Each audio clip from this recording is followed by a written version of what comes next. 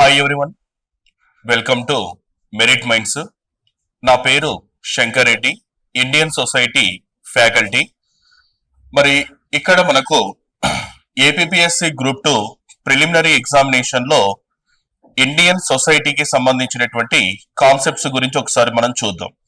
అయితే ఇక్కడ APPSC group 2 లో అంతకుముందు ఏం జరిగింది అన్న దాని గురించి ఒకసారి క్లారిఫై చేస్తే 2014లో 2014లో తెలంగాణ స్టేట్ విడిపోయిన తర్వాత 2014 నుంచి తెలంగాణ రాష్ట్రంలో ఈ యొక్క గ్రూప్ 2 లో ఇండియన్ సొసైటీ అనేటటువంటి టాపిక్ ను ఇంట్రడ్యూస్ చేయడం జరిగింది. 2014 నుంచి 2023 వరకు ఆంధ్రప్రదేశ్ గ్రూప్ 1 గాని గ్రూప్ 2 గాని గ్రూప్ 3 ఎగ్జామినేషన్ లో ఎక్కడ కూడా ఈ ఇండియన్ సొసైటీ అనేటువంటి టాపిక్ ను ఇంట్రడ్యూస్ చేయలేదు. తర్వాత 2023 ఎండ్ ఆఫ్ ది ఇయర్ లో అంటే last time APPSC group 2 examination లో ఇండియన్ సొసైటీ అనేటటువంటి ఒక టాపిక్ ను ఇంట్రడ్యూస్ చేయడం అన్నది జరిగింది. అయితే ఏపీపీఎస్సి గ్రూప్ 2 లో ఓవరాల్ గా మనం చూస్తే ప్రిలిమ్స్ అని తర్వాత వచ్చేసి మెయిన్స్ అని రెండు భాగాలుగా ఎగ్జామ్ అనేది కండక్ట్ చేయడం జరుగుతుంది. ఈ ప్రిలిమ్స్ లో వచ్చేసి మొత్తం ఫైవ్ సబ్జెక్ట్స్ ఉంటాయి. ప్రతిదీ 30 మార్కులు, మొత్తం 150 మార్క్స్ ఉంటాయి. ఓకే, మరి ఈ ఏపీపీఎస్సి గ్రూప్ 2 ప్రిలిమినరీ ఎగ్జామ్ లో ఇండియన్ సొసైటీ అన్నది కూడా ఒక టాపిక్ ను ఇంట్రడ్యూస్ చేయడం జరిగింది. మరి ఆ టాపిక్ లో గతంలో క్వశ్చన్స్ ఎలా వచ్చినాయి, తర్వాత ఏపీపీఎస్సి రిక్రూట్ చేసినటువంటి సిలబస్ యొక్క ఓవరాల్ గా కాన్సెప్ట్స్ ఏంటి అన్నది ఒకసారి మనం చూద్దాం. ఓకే, మొత్తం ఏపీపీఎస్సి గ్రూప్ 2 ప్రిలిమినరీ ఎగ్జామ్ లో ఇండియన్ సొసైటీలో మొత్తము 3 యూనిట్స్ ఇవ్వడం జరిగింది. మరి అందులో ఫస్ట్ యూనిట్ ఏంటిది అని ఒకసారి చూస్తే భారతీయ సమాజ నిర్మాణము. Okay, Indian social structure. ఈ భారతీయ సామాజిక నిర్మాణము, భారతీయ సమాజ నిర్మాణము అనేటటువంటి టైటిల్. ఓకే, ఇందులో మనకు దాదాపుగా కొన్ని సబ్ టాపిక్స్ ఇవ్వడం జరిగింది. ఆ టాపిక్స్ ఏంటివి అంటేనేమో ఒకటి వచ్చేసి కుటుంబము, తర్వాత వచ్చేసి వివాహము, నెక్స్ట్ 3 బంధుత్వము, నెక్స్ట్ 4 కులము, నెక్స్ట్ 5 తెగ, నెక్స్ట్ 6వది వచ్చేసి ఏది అంటే జాతి, మతం మరియు మహిళలు అని చెప్పి ఇవ్వడం జరిగింది. అంటే ఫస్ట్ సెక్షన్ లో మొత్తం 8 సబ్ టాపిక్స్ ఇవ్వడం జరిగింది. ఓకే, ఈ 8 సబ్ టాపిక్స్ నుంచి మొన్న రీసెంట్ గా జరిగినటువంటి ఏపీపీఎస్సి గ్రూప్ 2 ప్రిలిమినరీ ఎగ్జామ్ లో మరి ఈ యొక్క ఫస్ట్ యూనిట్ నుంచి ఏ క్వశ్చన్స్ ఏ విధంగా అడిగిండు అనే దాని గురించి ఒకసారి మనం చూద్దాం. ఓకే, ఇక్కడ కుటుంబం అనేటటువంటి దాంట్లో మెయిన్ గా మనం గమనించాల్సినటువంటి కాన్సెప్ట్స్ ఏంటివి అంటే కుటుంబం యొక్క ప్రధానమైనటువంటి లక్షణాల మీద క్వశ్చన్ ఫ్రేమ్ చేయడం జరిగింది.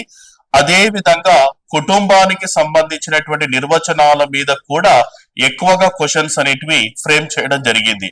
మరి ప్రెసెంట్ సమాజానికి అనుగుణంగా ఈ కుటుంబం అనేటటువంటి టాపిక్ మీద ఇంపార్టెంట్ కాన్సెప్ట్స్ ఎక్కడి నుంచి చదవాలి అంటే 2024 ఫ్యామిలీ థీమ్ ఏంటిది, 2025 ఫ్యామిలీ థీమ్ ఏంటిది, అదే విధంగా ఉమ్మడి కుటుంబాలు, తర్వాత వచ్చేసి ఏకకేంద్రక కుటుంబాలు, వీటి మీద ఎక్కువగా కాన్సెప్టబుల్ గా ప్రెసెంట్ ఈవెంట్ ను దృష్టిలో పెట్టుకొని చదువుకుంటే సరిపోతుంది.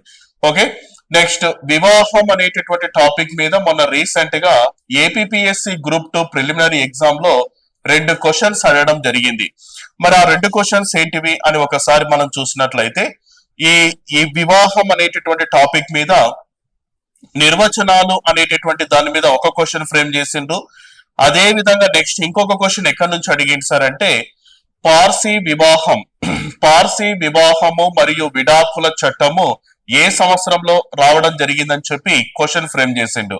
ఓకే, ఈ మ్యారేజ్ అనేటటువంటి టాపిక్ లో కూడా మనకు ఎక్కువగా ఏ విధంగా చదవాలి అంటే మనకు అకార్డింగ్ టు మలినోస్కి ఫ్యామిలీ క్లాసిఫికేషన్ అని చెప్పి ఒకటి ఉంటది.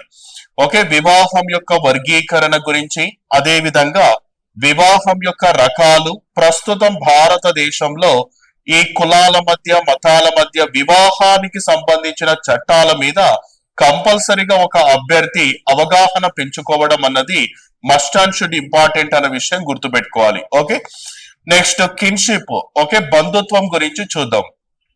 మరి ఈ బంధుత్వం మీద క్వశ్చనింగ్ ఎలా అడుగుతున్నాడు, మరి ప్రెసెంట్ అంశాలను దృష్టిలో పెట్టుకొని చదవాల్సి వస్తుంది. ఈ బంధుత్వం అనేటటువంటి టాపిక్ మీద క్వశ్చన్స్ ఎట్లా వచ్చినాయి సార్ అంటే, మనకు బంధుత్వానికి సంబంధించినటువంటి వర్గీకరణ విధానము, బంధుత్వానికి సంబంధించినటువంటి సింబల్స్, వీటి మీద ఎక్కువగా నెంబర్ ఆఫ్ క్వశ్చన్స్ అనేటివి అడుగుతున్నాడు. కాబట్టి బంధుత్వం అన్నది కూడా మోస్ట్ ఇంపార్టెంట్ ప్రెసెంట్ అంశాల దృష్టిలో పెట్టుకొని చదవాలి. అయితే సాధారణంగా బంధుత్వం అనేది ఎలా ఏర్పడుతుంది అంటే, రక్త సంబంధాల ద్వారా గాని, వివాహం ద్వారా గాని, దత్తత సంతానం చేత ఏర్పడేదే బంధుత్వం అని పిలుస్తారు. మరి ప్రపంచంలోనే మొట్టమొదటిసారిగా ఈ బంధుత్వం అనేటటువంటి పదాన్ని ఫస్ట్ ఇంట్రడ్యూస్ చేసింది ఎవరు? ఈ బంధుత్వానికి అంత ప్రాముఖ్యతను తీసుకురావడంలో ప్రధాన పాత్ర పోషించినటువంటి పర్సన్ ఎవరు? మరి బంధుత్వ వర్గీకరణ విధానము, బంధుత్వానికి సంబంధించినటువంటి టర్మినాలజీ, ఈ అంశాల మీద ఎక్కువగా అభ్యర్థి దృష్టి పెడితే సరిపోతుంది. ఓకే, నెక్స్ట్ కులం గురించి తీసుకుందాం.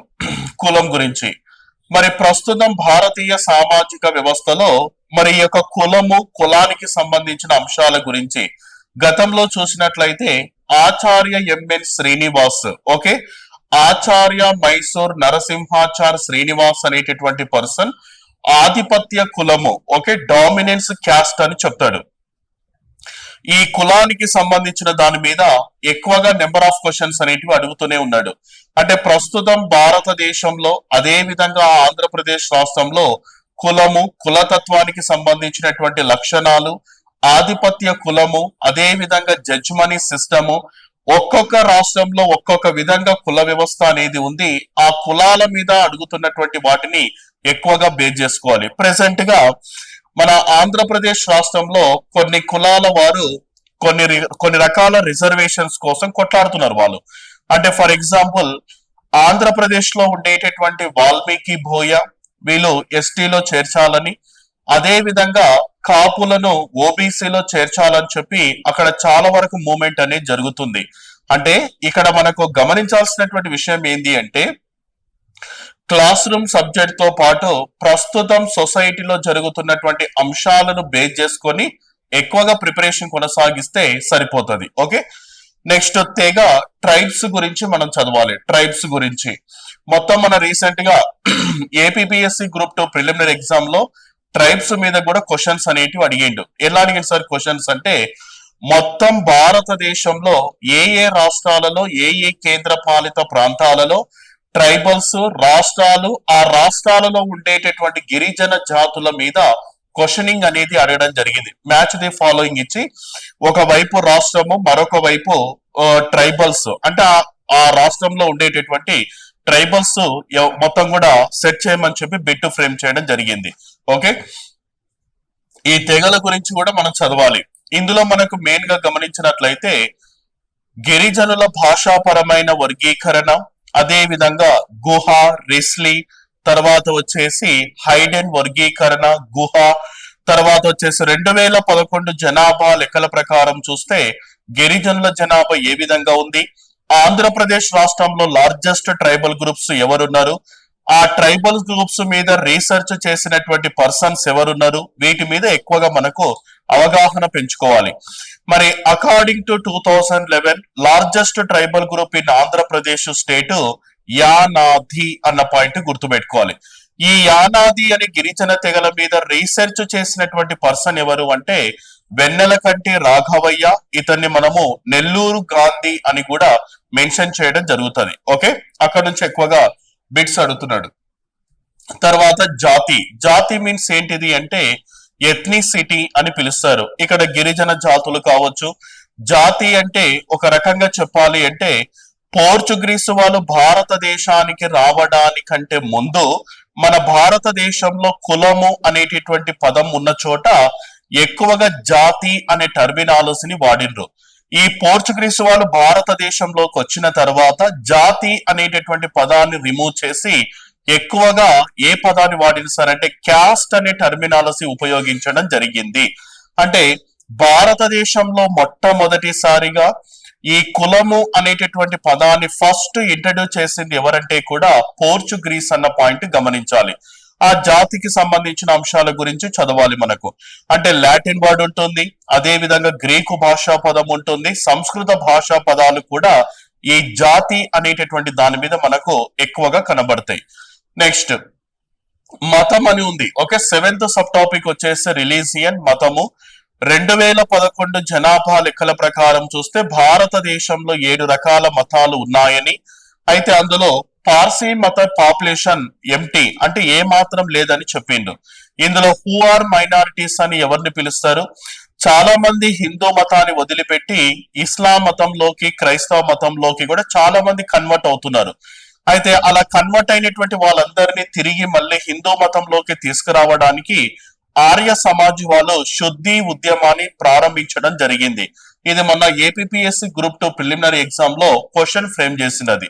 ఓకే, ఆర్య సమాజ్ వాళ్ళు ఏర్పాటు చేసిన మూమెంట్ ఏది అంటే శుద్ధి మూమెంట్. మళ్ళీ మతం మీద ఇంకొక క్వశ్చన్ ఏమడిగిండు అని ఒకసారి చూస్తే, ఇప్పుడు పార్సీ మతానికి సంబంధించిన వాళ్ళు, ఫర్ ఎగ్జాంపుల్ ఎవరైనా ఒక పర్సన్ చనిపోతే, అంటే ఎవరైనా ఏ మతంలోనైనా సరే ఎవరైనా ఒక పర్సన్ చనిపోతే పూడ్చి పెట్టడం, కాల్చడం ఇవన్నీ కామన్ గా చేస్తుంటారు. కానీ పార్సీ మతంలో ఏం చేస్తారంటే ఒక ఎత్తైన గుట్టపైకి తీసుకొని వెళ్లి డెడ్ బాడీని ఆ ఒక పెద్ద రాతి బండ మీద పడుకోబెడతారు.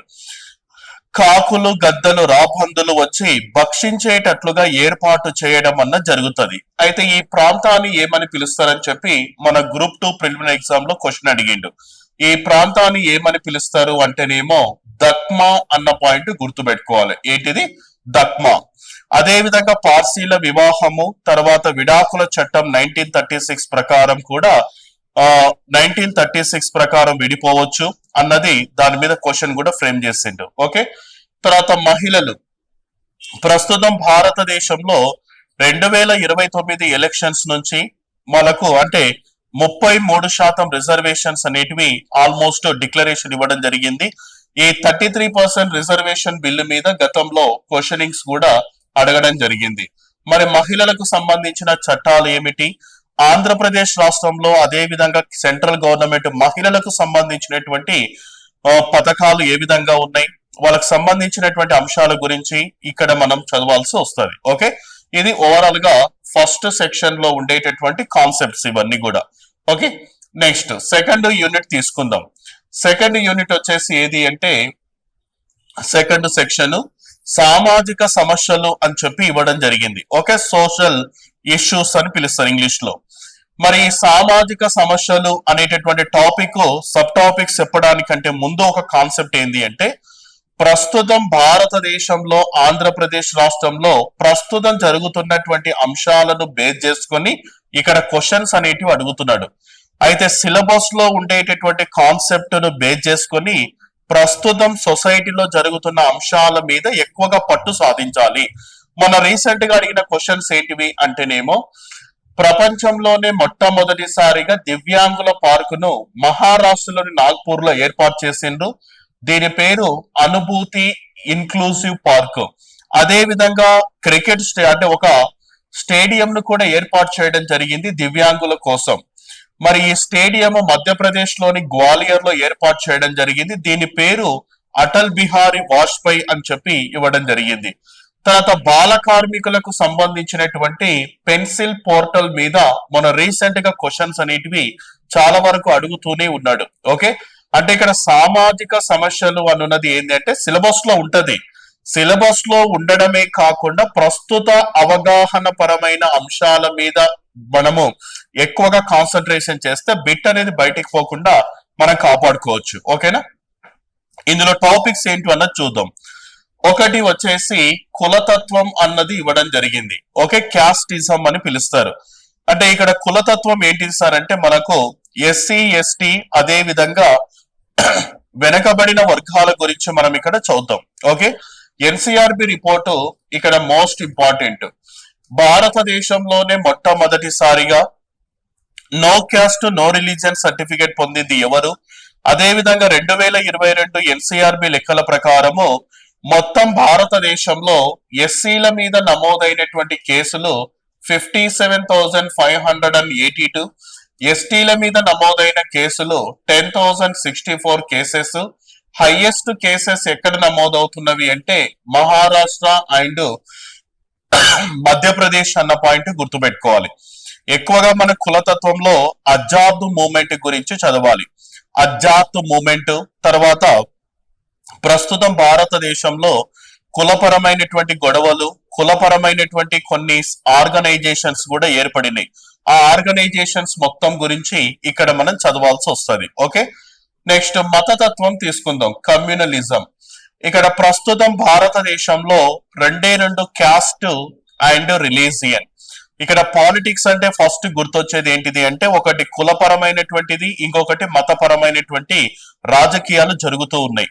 ఓకే, ఈ మతతత్వంలో మనం వేటి గురించి చదవాలి అంటే ఇక్కడ మనకు నేషనల్ కమ్యూనల్ హార్మోనీ అవార్డు అని చెప్పి జాతీయ మత సామరస్య సమగ్రత అవార్డు 1996 లో ఇంట్రడ్యూస్ చేశాను. 1997 లో ఈ అవార్డు ఇవ్వడం అన్నది జరిగింది. First award winner Askar Ali engineer కు వచ్చింది. అదే విధంగా ఈ మతతత్వంలో ప్రస్తుతం భారతదేశంలో దాదాపుగా 1948 నుంచి మన రీసెంట్ గా అయోధ్య రామ మందిర్ వరకు జరిగినటువంటి మతతత్వ గొడవలకు సంబంధించిన అంశాల గురించి ఎక్కువగా మనకు ఇక్కడ ఫోకస్ పెట్టాలి. ఓకేనా, ఈ మతతత్వ గొడవలు కూడా భారతదేశంలో హైయెస్ట్ మహారాష్ట్రలో జరుగుతున్నాయి. కేసులు నమోదయ్యేది మహారాష్ట్ర. మతతత్వ గొడవలు జరిగి చనిపోతున్నటువంటి రాష్ట్రాలలో ఏది ఫస్ట్ పొజిషన్ లో ఉంది సార్ అంటే మధ్యప్రదేశ్. ఈ మతతత్వం మీద కూడా క్వశ్చన్స్ అనేటివి అడుగుతున్నాడు. ఓకే, చాలా వరకు. తర్వాత ప్రాంతీయకరణ అంటే రీజనలిజం అంటే ప్రాంతీయ వాదము లేదా ప్రాంతీయ తత్వము అని పిలుస్తారు. అంటే ప్రస్తుతం భారతదేశంలో చాలా వరకు సపరేట్ స్టేట్ డిమాండ్స్ ఉన్నాయి. తర్వాత ఆ సపరేట్ స్టేట్ డిమాండ్స్ ను అమలులోకి తీసుకురావాలి అంటే ఒక ప్రాంతం నుంచి ఒక రాష్ట్రం ఏర్పడాలి అంటే ఫజల్ అలీ కమిషన్ ఇచ్చినటువంటి సూచనల మేరకు బయటికి రావడం అన్నది జరుగుతుంది. దీని మీద Dutt committee, Pandey committee, Wanchoo committee, తర్వాత separate state demands in Indian society. ప్రస్తుతం భారతదేశంలో ఏ దేశాలు ఏ విధంగా విడిపోతున్నాయి అంటే ఏ రాష్ట్రాలు దేశాలు కూడా కావాలని కొట్లాడిన వాళ్ళు కూడా చాలా మంది ఉన్నారు మన దేశంలో కొన్ని రాష్ట్రాలు. వీటన్నిటి గురించి మనం ఇక్కడ చదవవలసి వస్తుంది. లాస్ట్ టైం ఏపీఎస్సి గ్రూప్ 2 లో అడిగిన క్వశ్చన్ ఏంటి అంటే భారతదేశంలోనే మొట్టమొదటిసారిగా భాషా ప్రయుక్త రాష్ట్రాల ఏర్పాటు తప్పనిసరి అని చెప్పి డాక్టర్ బిఆర్ అంబేద్కర్ ఈ థార్ కమిషన్ కు మెమరాండం ను సబ్మిట్ చేయడం జరిగింది 1948 లో. దీని మీద బిట్ అడిగిండు. మరి ఇతను ఇచ్చినటువంటి రిపోర్టును బేస్ చేసుకొని central government of India JVP కమిటీని కూడా రిక్రూట్ చేసింది. జవహర్ లాల్ నెహ్రూ, వల్లభాయ్ పటేల్, పట్టాభి సీతారామయ్య. దీని మీద క్వశ్చనింగ్ అనేది అడిగిండు. Dravidian movement, Khalistan movement, separate Kashmir movement, అదే విధంగా అస్సాంలో ఉండేటటువంటి మిజో అనేటటువంటి ప్రాంతము లేదా మిజో అనేటటువంటి గిరిజన తెగలు మిజోరం కోసం కొట్టాడడం, ఇట్లా చాలా రకాల అంశాల గురించి ఇందులో మనం డిస్కషన్ చేయాల్సి వస్తుంది. తర్వాత మహిళలపై నేరాలు అని చెప్పి ఇవ్వడం జరిగింది. అంటే వైలెన్స్ అగెనిస్ట్ ఉమెన్ అని చెప్తారు. మరి మహిళలపై నేరాల దాంట్లో ప్రస్తుతం చాలా రకాల ఇన్సిడెంట్స్ ఉన్నాయి. నిర్భయ ఇన్సిడెంట్ కావచ్చు, దిశ ఇన్సిడెంట్స్ కావచ్చు, అదే విధంగా షీ టీమ్స్ కావచ్చు, తర్వాత ఆంధ్రప్రదేశ్ రాష్ట్ర ప్రభుత్వం దిశ పోలీస్ స్టేషన్స్ గురించి కావచ్చు, మహిళలపై జరుగుతున్న అత్యాచారాలు ఎన్సీఆర్బి రిపోర్ట్స్ కావచ్చు, మహిళలపై జరుగుతున్నటువంటి కేసుల గురించి కావచ్చు. లాస్ట్ టైం క్వశ్చన్ ఏమడిగినంటే శబరిమల ఆలయం 2018 శబరిమల టెంపుల్ కేసు. అంటే శబరిమల ఆలయంలోకి మహిళలకు ప్రవేశం అనేది లేదు. అంటే ఒక ఏజ్ వచ్చిన తర్వాత అందులోపలికి వెళ్ళకూడదు. అయితే ఈ కొందరు వెళ్ళిండ్రు, అంటే వెళ్ళడం అన్నది జరిగింది, కొందరు అడ్డుకోవడం కూడా జరిగింది. ఇక్కడ సుప్రీంకోర్టు కలగజేసుకొని సుప్రీంకోర్టు తీర్పు తర్వాత శబరిమల ఆలయంలోకి వెళ్లి దర్శించుకున్న ఇద్దరు మధ్య వయసు మహిళల పేర్లు ఏంటని అడిగిండు. బిందు అమ్మిని, తర్వాత వచ్చేసి కనక దుర్గా. వీళ్ళిద్దరు వెళ్ళిండ్రు, దర్శనం చేసుకున్నారు, రావడం కూడా జరిగిందన్న విషయం గుర్తుపెట్టుకోవాలి. ఇట్లా చాలా రకాల కేసెస్ గురించి మనం చదవాలి. మహిళలకు సంబంధించిన అవార్డ్స్ ఇవన్నీ కూడా ఇక్కడ డిస్కషన్ చేస్తాం. బాలల వేధింపులు మరియు బాల కార్మికులు అని చెప్పి రెండు కూడా ఇవ్వడం జరిగింది. ఇక్కడ మనకు మెయిన్ గా గమనించాల్సినటువంటి విషయం ఏంటంటే చైల్డ్ లేబర్. దాదాపుగా మనము టాపిక్ చెప్పేటప్పుడు బాల కార్మికులకు సంబంధించిన దాంట్లో ఒక 25 నుంచి 30 వరకు స్కీమ్స్ ఉంటాయి. ఇండియా తర్వాత ఏపీ. ఆ 30 స్కీమ్స్ లో కంపల్సరీ ఒక క్వశ్చన్ అనేది అడుగుతూనే ఉన్నాడు. అంటే ఫర్ ఎగ్జాంపుల్ పెన్సిల్ పోర్టల్ మీద గతంలో క్వశ్చన్ వచ్చింది. గురుపాద స్వామి కమిషన్, ఎన్సిఎల్పి, తర్వాత ఇట్లా ఆపరేషన్ ముష్కాను, ఆపరేషన్ స్మైల్, ఇట్లా చెప్పుకుంటూ పోతే చాలా రకాలుగా ఉంటాయి. ఇక్కడ మనం డిస్కషన్ చేస్తాం. తర్వాత యువత అశాంతి మరియు ఆందోళన అంటే ఇక్కడ యూత్ ఎడ్యుకేషన్ అని చెప్తారు. అంటే ఇక్కడ యువత అశాంతి ఆందోళన అంటే ప్రస్తుతం సరైనటువంటి ఉపాధి అవకాశాలు లేకపోవడం, చదివిన చదువుకు తగిన ఉపాధి లేకపోవడం ఒకటి, తర్వాత ఎక్కడ చూసినా సరే సొసైటీలో గొడవలు సృష్టించడం, ఇలా ఎన్నో రకాల అంశాలు బేస్ చేసుకొని యువతలో అశాంతి ఆందోళనకు దారి తీస్తున్నాయన్న విషయం గమనించాలి. ఒక పొలిటికల్ లీడర్ రావడం, వాళ్ళను రెచ్చగొట్టడం, పిల్లలు పార్టిసిపేషన్ చేయడం, ప్రాణాలు కూడా కోల్పోవడం, జైలుకు వెళ్ళిన సందర్భాలు ఎన్నో ఉన్నాయి. మరి యూత్ పాపులేషన్ లో ఇండియా ఎన్నో స్థానంలో ఉంది, రాబోయే తరంలో ఎలా ఉండబోతుంది, మరి భారతదేశం తర్వాత ఆంధ్రప్రదేశ్ రాష్ట్ర ప్రభుత్వం యువకులకు సంబంధించిన స్కిల్ డెవలప్మెంట్ ప్రోగ్రామ్స్ ఏ విధంగా ఇంప్లిమెంట్ చేసిండ్రు, ఇలాంటి అంశాల గురించి మనం ఇక్కడ డిస్కషన్ చేయడం జరుగుతుంది. ఇది ఓవరాల్ గా సెకండ్ సెక్షన్. ఓకేనా. నెక్స్ట్ థర్డ్ సెక్షన్ తీసుకుందాం. ఓకే, థర్డ్ సెక్షన్ ఏంటిది అంటే సంక్షేమ యంత్రాంగం, వెల్ఫేర్ మెకానిజం అని పిలుస్తారు. ఈ సంక్షేమ యంత్రాంగంలో మనకు ఏ టాపిక్స్ ఉంటాయంటే సింపుల్ గా మీకు నేను చెప్తా.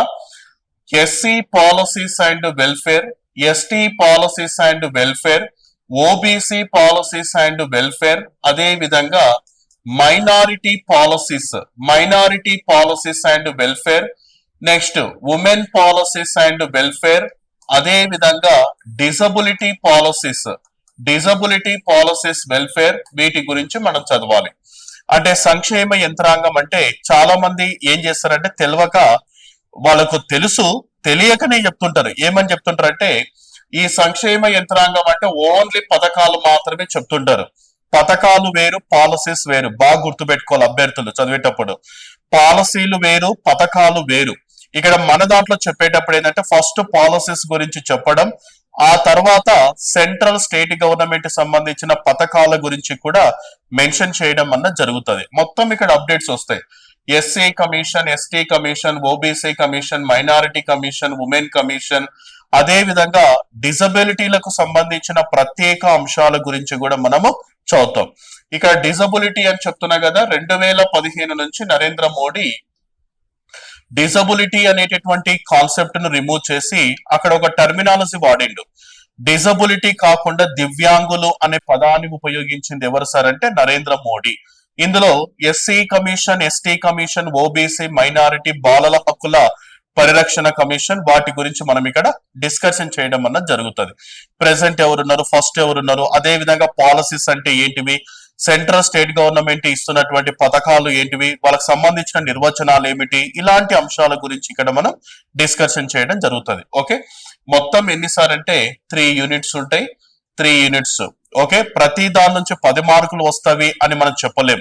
ఓకే, చదవాలి. ఇక్కడ మొత్తం 3 యూనిట్స్ ఉన్నాయి, మొత్తము 30 మార్కులు ఉంటాయి. ఓకే, ఈ 30 మార్కుల్లో దాదాపుగా మనం చూసినట్లయితే ఓకే 30 మార్కుల్లో మనకి ఈజీగా 27 నుంచి 28 మార్కులు స్కోర్ చేసే విధంగా మనం చూద్దాం. ప్రీవియస్ లో చూసినట్లయితే చాలా వరకు ఏబిపిఎస్సి గ్రూప్ 2 ప్రిలిమినరీ ఎగ్జామ్ లో చాలా వరకు టఫ్ వచ్చింది పేపర్ అంతా. చాలా మంది బుక్కులు చాలా రకాలుగా బయటికి ఇష్యూ అయినాయి. ఒక్క క్వశ్చన్ కి ఆన్సర్ కూడా అందులో దొరకలేదు. మన క్లాస్ నోట్స్ లో 30కి 27 మార్కులు స్కోర్ చేసి బయటకు వచ్చిన పిల్లలు చాలా మంది ఉన్నారు. ఓకే అండి, thank you all of you.